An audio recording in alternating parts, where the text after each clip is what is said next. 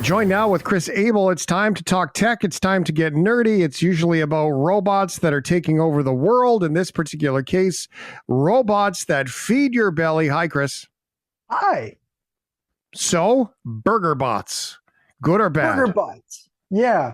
So this is a new franchise of restaurants that's opening in the United States. The first location just opened up in Los Gatos, California. And the concept is that there's a robot and it builds burgers, and it can do so consistently and very speedily, very fast. So, I mean, there are live human servers that are operating the restaurant, but the large robot, he can assemble burgers very quickly. It takes just 27 seconds to consistently build and put together burgers again and again and again. That's their marketing, is that you can get the perfect burger every time you come in again and again, and consistently it's always going to be the same. But what I like, there's been other restaurants that have had robots that can kind of help assemble meals.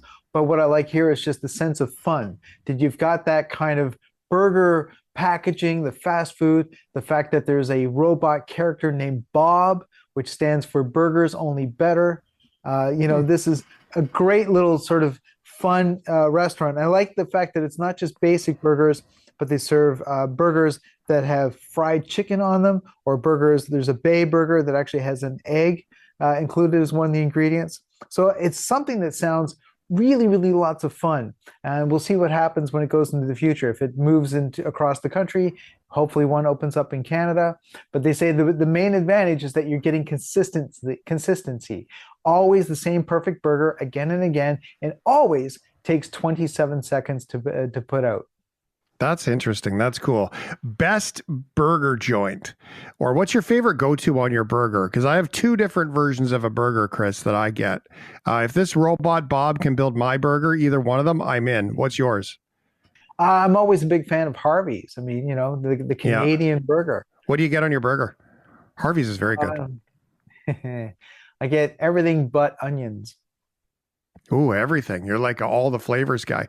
See, I'm the opposite. I like nice and simple. So like if I'm going to like McDonald's, I get like a quarter pounder with only cheese and only pickles. Like I'm that simple kind of burger guy. Okay, but there's a burger place in Banff. It was called the Eddie Burger, and then it got new owners and they wrecked it.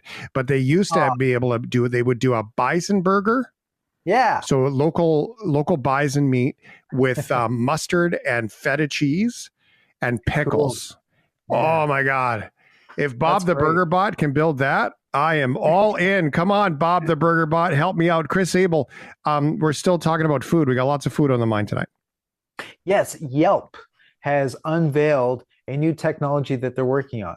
So it's not available just yet, but this is going to be a call answer based system using artificial intelligence for small businesses. So if you run a restaurant or a small business that is service-based, people call, they place orders, they ask questions, that kind of thing.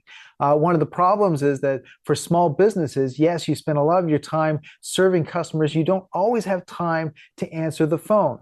Now, when you sign up for Yelp's upcoming service, the idea is that when you're too busy to answer the call, you can just let the phone go to the artificial intelligence, which will take over, and it's a very conversational AI. It's going to be able to answer basic questions as well to do simple tasks like booking an appointment. In fact, I think we've got a clip so you can listen to a sample of what this future is going to sound like.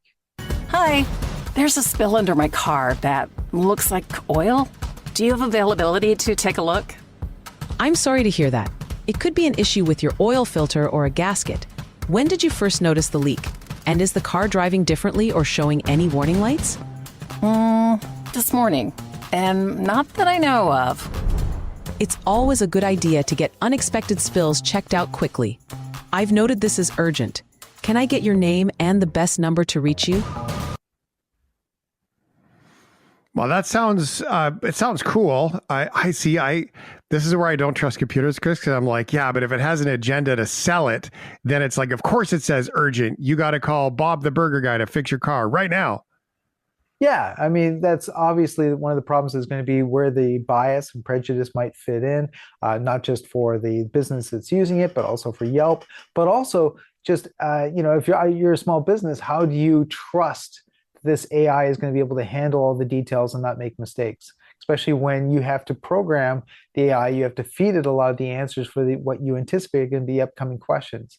And is it going to be able to handle different languages? That might be an advantage. It would be nice to have a chance where you can say, look, call whether you're speaking Spanish or French, I'll let the AI answer the call for you. Hmm. It is kind of cool though, isn't it? To be able to hear sort of just the natural interaction. Well, and That's anything cool that stuff. sort of helps small businesses. I think we need more and more services that are looking out to try to help the small guy. Mm-hmm. All right, so I don't remember the next one. We're going reality. I don't really know where it goes. I know that young men tend to misbehave, and I like baloney, even though that's not what we're talking about. No. Spelled the same. What's the third story that you got here about cat? So this is the University of Bologna in Italy. And what they're trying to do is to see if virtual reality can be used to try to address catcalling behavior. So the idea is that they bring in a bunch of male test subjects and ask them to put on virtual reality helmets on. And now in virtual reality, they're all have been turned into women and placed in situations where they're in a change room at a fitness club or walking alone on a subway platform and find themselves being accosted by young aggressive men who start catcalling them. And the idea is that if you can get men to go through that experience, they can have a better sense of just how inappropriate it really is, the behavior of catcalling.